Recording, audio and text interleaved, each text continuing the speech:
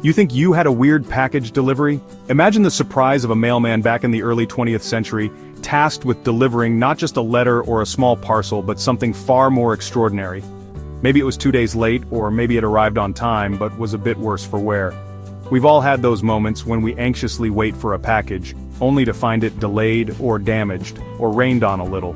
Picture the scene: a drenched mailman, struggling through a downpour trying to keep your precious package dry. It's a common enough story, right? But did you ever get a whole building in the mail? Probably not. This might sound like a tall tale, but it's rooted in historical fact. Imagine receiving an entire building, piece by piece, through the postal service. But back in 1916, that almost happened. The year was 1916, a time when the world was vastly different from today. People dressed differently, cities looked different, and the postal service was a lifeline for many. It sounds like a joke, right? The idea of mailing a building seems absurd, something you'd expect to hear in a comedy sketch or a tall tale told around a campfire, like something out of a cartoon. Picture a cartoon mailman struggling under the weight of an enormous package only to reveal it's an entire building. It's the kind of humor that transcends time. But this is a true story, folks. In 1916, a man named William H. Coltharp had a dream. He wanted to build a bank in the small town of Vernal, Utah. But there was a problem. The bricks he needed were over 120 miles away. Get ready to laugh, and maybe scratch your head a little, because this is one for the history books. Coltharp came up with a plan that would go down in history. He decided to mail the bricks, all 80,000 of them, to Vernal. The Postal Service, bound by regulations, had to comply, and thus began one of the most unusual deliveries in history. The bricks were packed into crates, each weighing no more than 50 pounds, the maximum weight allowed by the Postal Service at the time. These crates were then shipped, one by one, to Vernal. It took months, but eventually, all the bricks arrived. The bank was built, and it still stands today as a testament to Coltharp's ingenuity and determination. It's a story that highlights the lengths to which people will go to achieve their dreams, no matter how unconventional the methods. So next time you think your package delivery is taking too long or is too complicated, remember William H. Coltharp and his mailed building. It's a quirky piece of history that reminds us of the incredible stories behind everyday objects and places. Our story takes us to Vernal, Utah. Small town, big dreams. The year is 1916. Our main man is the town postmaster, Mr. W. H. Coltharp. Now, being a postmaster in a small town can be, let's say, a little slow. But Mr. Coltharp, he was dedicated. He loved his mail, he loved his rules, and he was about to get the strangest request of his career. A man walked into Mr. Coltharp's post office on a crisp morning in the early 1910s. The post office, a small but bustling hub of the town, was filled with the usual chatter and clatter of people sending letters and packages. But today, something extraordinary was about to happen. With a very unusual question, the man approached the counter where Mr. Coltharp, the postmaster, stood.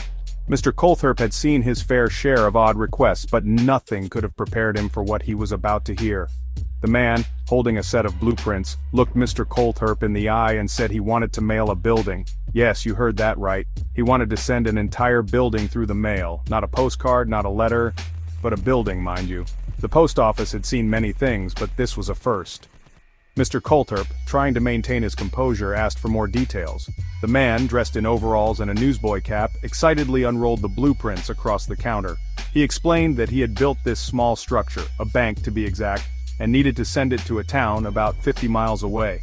The building was made of bricks, and it was a solid, real-life structure. The man believed that mailing it would be easier than dismantling it and rebuilding it in the new location. He had calculated the distance and figured that sending it through the mail would save time and effort. The town it needed to go to was about 50 miles away, a considerable distance in those days. The man argued that it seemed easier than taking the building apart and rebuilding it brick by brick. He had even thought about the logistics of transporting it as a whole.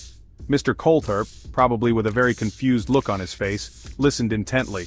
He had never encountered such a request and wasn't sure how to proceed. Deciding to check the regulations, Mr. Coltharp pulled out the postal rule book. He flipped through the pages, searching for any mention of mailing buildings. The man waited patiently, hoping that his unusual request would be granted. The post office was silent, with everyone curious to see how this peculiar situation would unfold. Now you might think the postal rules back then said no buildings allowed. But things were a little different in 1916, and guess what? There was no rule mailing a building. The man had carefully disassembled his building, packed it onto wagons, and even paid the postage. He wasn't messing around. This was a serious delivery attempt. The postmaster, probably scratching his head, decided to go for it. Why not, right? Section 5. The Architect's Big Oops. Here's where things get even funnier. Imagine the scene. It's the early 1900s and the world is buzzing with new ideas and innovations. People are excited about the future, and there's a sense of optimism in the air. But even in such a forward-thinking time, mistakes were bound to happen, and boy did they happen in the most unexpected ways. Turns out this whole mailing a building thing was a big mistake. The idea seemed brilliant at first. Why not use the new parcel post service to send the materials for a building? It would save time and money, right? Well, not quite. The logistics of mailing an entire building were far more complicated than anyone had anticipated. The architect who designed the bank had made a bit of a boo-boo. He was a visionary, no doubt, but even visionaries can overlook crucial details. In his excitement to get the project off the ground, he forgot to consider one very important factor: the cost of transport. He'd forgotten to factor in the cost of transport. Back then, transportation wasn't as straightforward as it is today. There were no large trucks or efficient logistics systems. Moving something as large as a building required meticulous planning and a lot of manpower. And back then, moving a whole building was no walk in the park. It involved a lot of manual labor, and the risk of damage was high. The streets weren't designed for such heavy loads, and the equipment was rudimentary at best. It was a logistical nightmare. When someone mentioned the parcel post service, which was pretty new at the time, the architect saw it as a potential solution. The parcel post service had revolutionized the way people sent and received goods.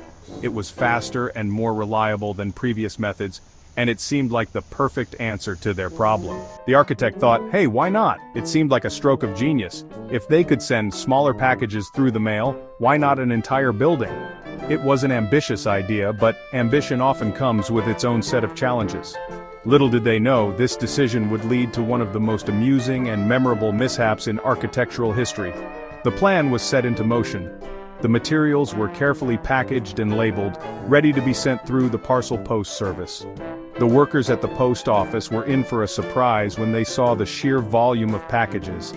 It was unlike anything they had ever handled before. The packages were loaded onto trains and transported across the country. It was a sight to behold. People watched in amazement as the trains carried the building materials to their destination. It was a logistical feat, but it wasn't without its hiccups. When the packages finally arrived, the real challenge began. Unloading and assembling the building was a daunting task. The workers had to carefully piece together the materials, ensuring everything was in the right place. It was like putting together a giant puzzle, and one wrong move could spell disaster. The architect watched anxiously as the workers toiled away. He knew that any mistake could be costly. The pressure was immense, and the stress was palpable. But despite the challenges, the workers persevered. They were determined to see the project through to the end. In the end, the building was completed, but not without its fair share of drama. The story of the mailed building became a legend, a testament to the ingenuity and determination of the people involved. It was a big oops, but it was also a big success in its own way. The community came together to celebrate the completion of the building. It was a moment of triumph, a reminder that even the biggest mistakes can lead to great achievements. The architect's big oops had turned into a story of perseverance and innovation, a tale that would be told for generations to come. Section 6. The Postmaster's Dilemma. So, there's Mr. Coulthurst, standing in his little post office, staring at a whole bunch of bricks and timber. He'd agreed to the whole thing before realizing just how much building he was dealing with. Word got out, and you can bet everyone in town was watching the spectacle unfold. It was probably the most exciting thing to happen in Vernal that year. Section 7. A not-so-happy ending for the building. Sadly, this story doesn't have a fairy tale ending. Well, it does if you're a building that hates being mailed. The whole thing became too complicated. The building was too heavy, even for the parcel post. The poor bank, all packed up with nowhere to go, had to be returned to the sender. Imagine the architect's face. Section 8. History's silliest delivery attempt. So, there you have it. The tale of the mailed building is a hilarious reminder that sometimes the craziest stories are the ones that are true. It's a testament to the dedication of postal workers like Mr. Colthurp, who really did try to deliver the impossible. And hey, it's a good reminder to always read the fine print, especially when you're mailing a building. Section 9, like, subscribe and spread the laughs. Did this wild tale make you chuckle? We hope so. If you enjoyed this trip back to 1916, hit that like button, subscribe for more wacky history lessons, and share this story with your friends. Let's spread the laughter, one historical mishap at a time.